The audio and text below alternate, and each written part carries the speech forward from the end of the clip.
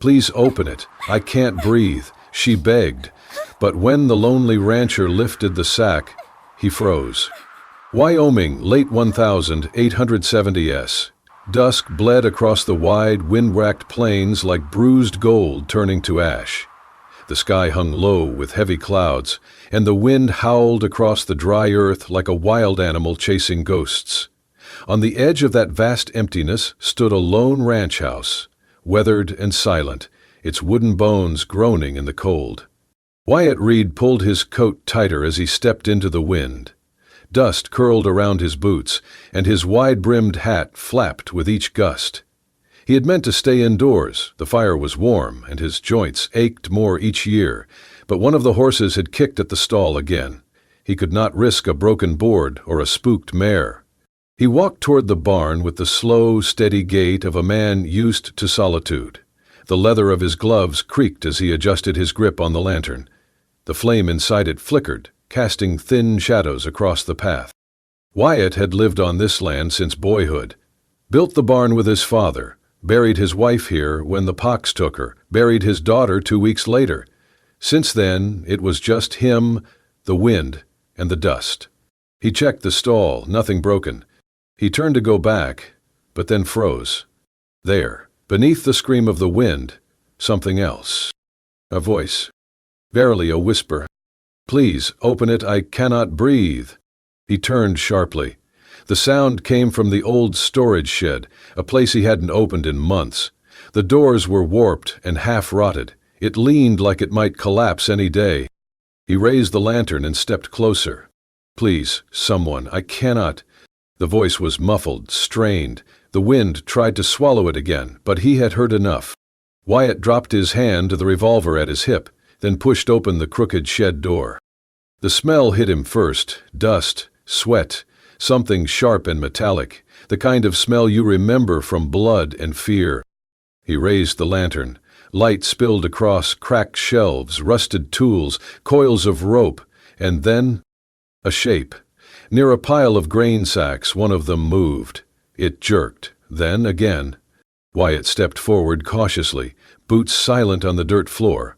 It was not just a sack. It was a person. A burlap sack, tied with rope, squirming ever so slightly.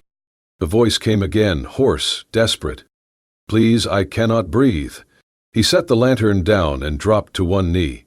His fingers worked to untie the knots. Whoever had done this meant to keep her hidden. The sack peeled open, the smell growing stronger. A face. A woman's. Young, barely 20 maybe, her skin mottled with bruises, lips cracked. A filthy cloth tied over her mouth, her head still covered. Wyatt hesitated.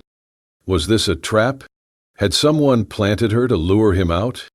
His fingers hovered above the sack. She trembled, gasping through the gag, body thin and battered. Slowly, Wyatt reached out and pulled the cloth from her mouth. She coughed hard, air scraping her throat like sandpaper. Her eyes fluttered open, wide, frightened, impossibly blue. They locked on his. Please, she rasped, do not let them take me again. Wyatt's chest tightened. He gently pulled the sack from her head. Blonde hair matted with sweat and blood clung to her cheeks. Rope burns marked her wrists. Scratches lined her arms. She blinked against the light. I am not here to hurt you, he said quietly. She winced, trying to sit up. No sudden moves, he added. You are safe now. You are at a ranch. My ranch. Her breath came fast and shallow. Tears spilled down her cheeks. They left me here to die. Wyatt took off his coat and wrapped it around her shoulders. I do not know who did this to you, he murmured, but I sure as hell will find out. As he lifted her into his arms, she let out a soft, pained cry but did not resist. Her fingers clutched his shirt, as if it was the only thing anchoring her to the world. Wyatt looked once more into the darkness, then kicked the door shut behind them. The wind screamed. But inside the ranch house, something had changed. It was no longer just him, the wind, and the dust. Wyatt laid her gently on the cot near the fireplace, careful not to jar her injuries. The cabin smelled of pine smoke and old leather, warm and worn. He moved quickly, Clean cloth, basin of water, what little whiskey remained. Lydia shivered, curled in on herself, eyes wide but unfocused. Dirt streaked her cheeks, her wrists raw, lips cracked. "You need to stay awake," he said softly. "At least until I stop the bleeding." She blinked, barely nodding. He cleaned her wounds with quiet precision. The whiskey made her gasp, but she didn't pull away, just clenched her teeth and endured. Wyatt worked in silence. His hands moved on instinct, hands that had buried too many, saved too few. When he finished, he pulled an old quilt from the cedar chest and laid it over her. Then he went to the stove, filled a kettle. Minutes later, he returned with a warm cloth. He pressed it gently to her face. She flinched. He pulled back. "You're safe here, understand?" Her eyes flicked up to his, then away. "My name is Wyatt Reed. This is my land. No one will touch you under this roof." She whispered something, barely a breath. "What was that? Lydia? Sawyer?" He nodded. "All right, Miss Sawyer. Try not to move." She exhaled shakily. "I was with a wagon train. Oregon." Wyatt offered her a tin cup of water. She drank, hands trembling. "They came at night," she said. "3 men, maybe 4. Masks. Took me while the others slept." He leaned closer. "They said they'd sell me. Fort Rock. A saloon there buys girls. Said I'd fetch good money, 'cause I was still clean." Her face crumpled. Shame, not tears. Wyatt stared into the fire, his jaw clenched. "We leave you here?" he asked. "They got spooked," she murmured. "Thought someone was following. One hit me when I cried too loud. Next thing I knew, I was in that sack. Choking." Wyatt didn't speak. "I'm not lying," she said hoarsely. He met her gaze. Bruised, bloodshot, but clear. "I know," he said finally. She relaxed, just barely. "You'll stay here tonight," he said. "After that, we'll see." She nodded, eyes drooping. Wyatt turned to go, then stopped. At the closet, he pulled out 2 things.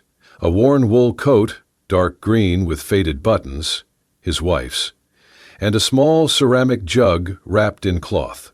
Back at the cot, he gently lifted the covers and tucked the jug at her feet.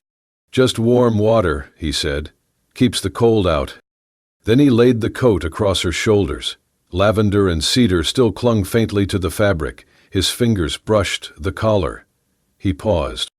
Lydia, half asleep, opened her eyes just enough to see his face shift, not just quiet and stern, but sad, hollowed, as if that coat had pulled something deep from him. He held it a moment too long, then let go. Wyatt pulled a chair close to the cot and sat, elbows on knees. "You don't have to stay," she whispered. "Yes," he said quietly. "I do." He didn't sleep. Through the long hours, he watched the fire flicker, listened to her breath steady. He adjusted the kettle when it hissed too loud, smoothed the blanket when she stirred. At one point, she murmured something in her sleep, a name, maybe, or a prayer. Wyatt didn't ask. He just sat there, hat in his lap, hands folded over the brim. By dawn, the wind had eased. Pale light crept across the floorboards. Lydia slept deeply now, hands curled in the sleeves of a coat meant for someone else. And Wyatt Reed, who had buried more than most men could bear, sat silent in that wooden chair, daring the past to try again. The morning sun broke over the Wyoming hills, casting a golden haze across the dry pasture. Wyatt Reed stood on the porch, coffee in hand, his eyes scanning the land. Everything looked the same at first, quiet, still, too still. Then he saw it. Fresh hoof prints. Deep ones. Not from his horses, these were too large, too recent. They led around the side of the barn where the ground was churned with more than hooves. Boot prints, wide, heavy. He moved slowly, following them past the feed troughs. His breath caught as he rounded the edge of the paddock. There, in the dirt, lay a dead dog. A mangy stray that had been hanging around for weeks, sniffing after scraps. Its body was limp, twisted, a clean bullet hole between the eyes. Wyatt knelt beside it, jaw tightening. Whoever had come through last night didn't just pass through. They sent a message.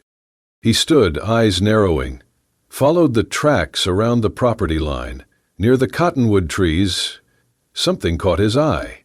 On the trunk of the largest tree, burned black into the bark, was a crude symbol, a letter. Wyatt's blood ran cold. He'd seen that symbol before, years back, on bounty posters and whispers in town. It marked the Redmouth Riders, a gang known for trafficking women across the territories. Ruthless, organized, rarely caught. They'd branded what they wanted, they were claiming. Lydia Wyatt turned and walked fast, boots kicking up dust. Inside the cabin, Lydia sat on the cot, wrapped in the green coat. Her eyes were clearer this morning, though dark circles still marked her face. He entered without a word and grabbed a lantern. "Put your shoes on," he said. She blinked. "What?" "We don't have time." She obeyed, struggling to her feet. "What is it?" "They were here. Last night, around the barn, left me a message." Fear sparked in her eyes. "They know." He didn't answer, just handed her a shawl and motioned for her to follow. They crossed the yard in silence. Lydia limped slightly, but kept up. Wyatt led her behind the main house, toward the old hay shed. Dust choked the air as he pulled the doors open. Inside, it smelled of dry timber and oil. At the back, behind a stack of crates, was a trapdoor. He knelt, pried it open, and revealed a narrow staircase leading underground. "What is this?" she whispered. "Storm cellar," he said. "My family built it when the war came close. Kept supplies, hid when things got rough." He lit the lantern and held it out. "You'll stay down here, at least until I figure our next move." She hesitated. "I've been locked away enough." Wyatt looked at her, his voice low. "This isn't a prison. It's a shield. You said they'd come for you." She swallowed hard, then nodded. She climbed down slowly. The cellar was small but dry, lined with shelves and an old cot in the corner. Wyatt climbed down behind her and set the lantern on a crate. He checked the door again, then stood in silence for a long moment. "I've escaped before," she said quietly. "Twice." He turned to her. "First time, I broke a bottle and ran. Got 2 miles before they caught me. They beat me so bad I couldn't walk for days." Her voice cracked. "Second time, I hid in a supply wagon. Made it all the way to a stagecoach stop before one of them found me again." She looked up, tears brimming in her eyes. "They said next time they'd kill me slow." Wyatt didn't move. "I don't know why I'm still breathing," she whispered. "But I want to live. This time, I want to live." The words hung heavy in the air. Wyatt stepped forward and, without saying anything, unhooked his old revolver from his belt. He placed it gently on the shelf beside the cot. "If anyone comes down those stairs who isn't me, shoot." Lydia stared at the weapon, then at him. "I don't know how," she said.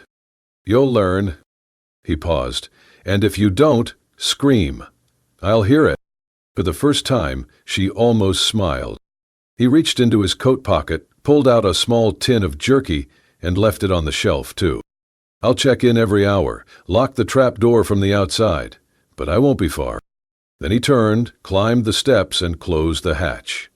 Above, the wind had started again, wild and dry, hissing through the fields. Wyatt bolted the doors, then leaned against the frame, staring out over the land he knew now. This wasn't random. This was war. The wind had calmed by late afternoon. The sun sank low, casting long shadows over the dry fence posts. Wyatt was mending the gate near the corral when dust rose on the southern road. 3 riders. They came slow, deliberate, not like men passing through, but like men who already knew where they were headed. Wyatt stood straight, wiping sweat from his brow. He watched them ride in, boots heavy in the stirrups, eyes hidden beneath wide brims. The one in the middle lifted a hand in mock greeting. "Evenin', friend." Wyatt didn't answer. They stopped just shy of the porch. "We're looking for someone," the middle one said. "Young woman, brown hair. Might have passed this way." She don't talk much, another added with a grin. But she's family. Owes us? Hmm? Wyatt's voice was low and cold. You her kin? The older rider spat. Blood or bond, don't matter. Wyatt stepped forward. Kin don't stuff a girl in a sack and beat her half to death. The middle man's eyes narrowed. You're making some bold assumptions. I saw the bruises, Wyatt said. Heard her beg for air. If that's family, I'd hate to see your enemies. The youngest rider shifted. His hand brushed his belt. You best watch yourself, the old one growled. That girl belongs to us. Wyatt stepped up onto the porch, one hand on the butt of his rifle. No, he said. She doesn't. A moment passed. The middleman nudged his horse forward. The young one tensed. Then, Metal whispered, a gun drawn. Last chance, rancher, the boy snapped. Turn her over. Wyatt raised the rifle fast. One shot cracked the silence. Dust exploded near the horse's hooves. The animal reared, nearly throwing its rider. The three men jerked back. Wyatt didn't move. Next one won't miss. The riders backed away slowly. The middle one spat. You'll regret this. She ain't yours. Wyatt's voice stayed even. Not anymore. They wheeled around and rode off in a storm of dust. Wyatt stood still, watching the ridge until their shadows disappeared. Night came early. The wind stirred again. Inside, he gathered scrap metal, tools, screws. Then he headed for the shed. Lydia sat up as he opened the trap door. Her face was pale but alert. They came, didn't they? She asked. He nodded. 3 of them. Claimed to be kin. She gave a quiet, bitter laugh. They always do. I sent them away. They'll be back. I know. He set down a small lock and latch. This'll hold better than the bolt. She stared at it. You think they'd come at night? Wyatt didn't answer. Instead, he reached into his coat and pulled out a small blade. He set it beside her cot, then placed a folded note next to it. She frowned. What's that? If I don't come back, he said, take the knife, head northwest, 6 miles, old ranger station. No one uses it, but it's got a well, supplies. Lydia's hands trembled. Why are you doing this? You don't even know me. Wyatt held her gaze. I know you want to live. He stood, climbed out, and locked the hatch. Reinforced the shed door with iron and beams. Each creak of wind raised his pulse, but his hand stayed calm. Inside, Lydia opened the note, in Wyatt's rough script. You don't owe anyone your silence. Not anymore. She folded it gently, tucked it under her pillow. Then lay down, one hand resting on the knife, not out of fear but readiness. Above, the moon rose sharp and cold, and on the porch, Wyatt sat with his rifle across his knees, eyes fixed on the dark. The storm came fast, without warning. By twilight, the sky over the plains turned a deep, furious black. Thunder cracked like gunfire across the hills. Wind howled and clawed at the ranch house, rattling every window and board. Wyatt was still outside, fixing loose planks on the northern fence line. He'd told Lydia to stay hidden, to bolt the trap door and not come out until he returned. But storms had a way of breaking plans. In the cellar, Lydia sat curled under a scratchy blanket, Wyatt's note clutched in one hand. Rain pounded the roof like 1,000 fists. The lantern beside her flickered with a dying flame. Her throat ached with thirst. She hesitated, then made her way up the narrow stairs. The kitchen was dark, cold. Wind rushed down the chimney, shaking pots. She moved quickly to the counter, where Wyatt had left a jug and cup. She lifted the cup to her lips, then heard it crash glass, shatter. The window on the east wall burst in, sending shards across the floor. Lydia froze, the cup slipping from her hands. Then, footsteps. Inside the house, heavy, intentional, a shadow moved through the parlor.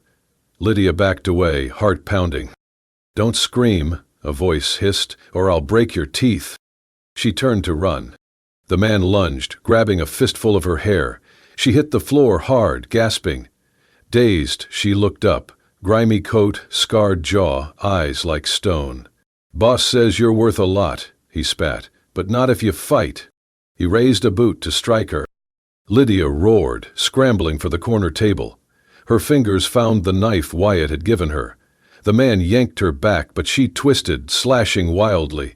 Steel cut flesh. He screamed, stumbling. She tried to rise, but pain shot through her ankle as she staggered into the table. He was on her again, swinging. She dodged, slashed again. He grabbed her wrist, slammed her into the wall. "Stupid girl," he growled. "You think this ends with you walking free?" He raised a fist. "Ugh." The front door burst open. Lightning lit up the room. Wyatt stood there, soaked to the bone, rifle raised. Without a word, he fired. The bullet struck the intruder in the shoulder, spinning him into the hearth. The man groaned, clutching his wound. Wyatt stepped in, barrel steady. "Move again," he said, voice low, "and you'll leave in a box." The man froze. Wyatt turned to Lydia. "Can you walk?" She nodded weakly. He helped her up, letting her lean into him. She winced with each step. In the bedroom, he laid her gently on the bed. Her clothes were torn, her lip bleeding, and her ankle swollen. "Let me see," he said. He knelt beside her, brushing her hair from her face. "You did good, held your own." Her voice trembled. "I thought I was going to die." "You didn't," he said quietly. "You're safe now." From the dresser, he pulled a tin box, rags, whiskey. He cleaned her cuts, then turned to her ankle. He needed something stronger than cloth. At the foot of the bed sat a cedar chest. Wyatt opened it slowly. Inside, yellowed clothes lay folded neatly. He pulled out a blue flannel shirt. Soft, familiar. He hesitated. Lydia noticed. "Yours?" He shook his head. "Clara's, my wife." He turned the cuff. Her name was stitched in delicate thread.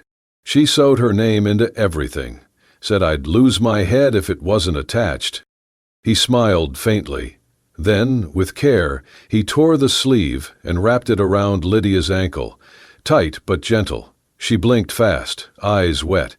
"Thank you," she whispered. Wyatt stood, looking out the rain-smeared window. "She was everything to me," he murmured. "But you matter too." Outside, the storm began to fade. Inside, something else took root. Not fear or pity, but something that could survive the storm. By the next morning, the wind had gone still. The rain had passed, leaving the Wyoming plains soaked and quiet. Fog clung to the low hills. The air smelled like pine, wet dirt, and a tension too heavy to ignore. They both knew it was time to go. Wyatt didn't say much. He moved through the barn with quiet efficiency, saddling the horses, packing jerky, hardtack, canteens. He folded a map of the surrounding land, tracing a route northwest with a calloused finger. Lydia stood near the door, watching. Her ankle was wrapped tight beneath Clara's old flannel. She still limped, but pain no longer shaped her face. Determination did. Wyatt fastened the saddle straps and looked up. "You'll ride the black mare," he said. "She's steady, doesn't spook easy." Lydia nodded slowly, then hesitated. "Why are you doing this?" she asked. Wyatt looked at her, eyes calm. "Because if I don't," he said simply, "no one will." Silence passed between them, but it was a silence of understanding, not doubt. They rode out at dawn. The road ahead was broken and rough, winding through dry creek beds and over jagged ridge lines. Lydia leaned low over the saddle, gripping tight. Wyatt led the way, his rifle strapped across his back, every sense on edge. By midday, the sun beat hard overhead. They passed no travelers. Only crows circled high above, gliding on the wind like omens. They stopped briefly in the shade of a sandstone bluff to rest the horses. Wyatt studied the map again, sweat streaking his temple. "If we can make it through Dry Gulch by nightfall," he muttered, "we'll be halfway to the forest trail." Lydia handed him water. "Is it safe?" He gave a wry smile. "Nowhere is." They rode on, but as they entered the mouth of the gulch, a narrow canyon carved deep into red stone, Wyatt slowed. Something felt wrong. The birds were gone. No wind, no rustle. Just silence. And then, gunfire. A crack like lightning. Wyatt cried out. Blood bloomed across his shoulder as he jerked backward, nearly falling from the saddle. His horse reared, screaming. "Wyatt!" Lydia screamed. 3 men emerged from the rocks, 2 on the ledge, rifles drawn, 1 blocking the path ahead. Their faces were cruelly familiar. The scarred man who'd attacked her in the house grinned. "Thought you could run, sweetheart?" Lydia's pulse thundered. Wyatt slumped sideways, barely conscious. Without thinking, she grabbed his reins and kicked her horse hard. They bolted sideways, down a narrow cut in the gulch. Bullets flew past them. 1 ripped through Lydia's sleeve. She didn't flinch. Her only focus was getting Wyatt out. Behind them, shouting, hoofs pounding, she ducked beneath a fallen log, pulled Wyatt's horse with her. The narrow path twisted behind a wall of stone, out of sight. She dismounted. Wyatt groaned, collapsing into her arms. "Easy," she whispered, dragging him behind a boulder. His face was pale. Blood soaked his shirt. He pressed a cloth to the wound, hand trembling. "Stay with me." He blinked slowly. "You ride like hell." "You're not dying," she snapped, tearing open his shirt with shaking fingers. "I wasn't planning to." He gave a weak smile. She ignored it. From her saddlebag, she pulled the flask, poured whiskey over the wound. Wyatt hissed through gritted teeth. "Sorry," she murmured. "You're better at this than I was," he muttered. She bound his shoulder with the same care he'd shown her, every motion firm, gentle, deliberate. When she was done, she touched his forehead lightly. His skin was hot, but he was breathing. That was enough. Lydia leaned back, heart pounding. Her own body ached, but she didn't notice. Something had shifted. Wyatt had once been the one to pull her out of the dark. Now she was the one holding the line. Outside, the canyon echoed with retreating hoofbeats. They weren't safe, but they had survived. For now. They rode into the outskirts of Sage Hollow by mid-morning. It was a forgotten little town, 1 main road, a leaning water tower, and a saloon with broken windows patched by newspaper. But for Wyatt Reed, it was the last place that still remembered who he'd once been. He dismounted slowly, shoulders still stiff from the wound. Lydia helped steady him. Her clothes were dusty, her face set with quiet resolve. "We'll find him at the sheriff's office," Wyatt said. Lydia nodded. The building was small, wooden slats, 1 barred window, a star-shaped sign hanging half loose on the door. Inside it smelled of tobacco and worn leather. Behind the desk sat a man in his late 50s, broad-shouldered, gray at the temples, eyes sharp as nails. He looked up. "Well, I'll be damned," he muttered. "Wyatt Reed, crawling out of the dirt." Wyatt smiled faintly. "Still breathing, Cal." "Barely," Marshal Calvin grinned. Then he glanced at Lydia, eyebrows lifting. Wyatt's voice dropped low. "I need your help." The smile vanished. They sat. Wyatt told him everything, how he found her, the men who came, the scarred one, the ambush. Lydia filled in what she could, voice steady but cold. Marshal listened without interruption. When they finished, he leaned back in his chair and let out a slow breath. "I've heard whispers," he said. "Girls taken off stagecoaches, miners vanishing, but nothing stuck, no survivors who'd speak." He looked Lydia in the eye. "You're the first, and maybe the last." She met his gaze. "Not if we stop them." Marshal nodded.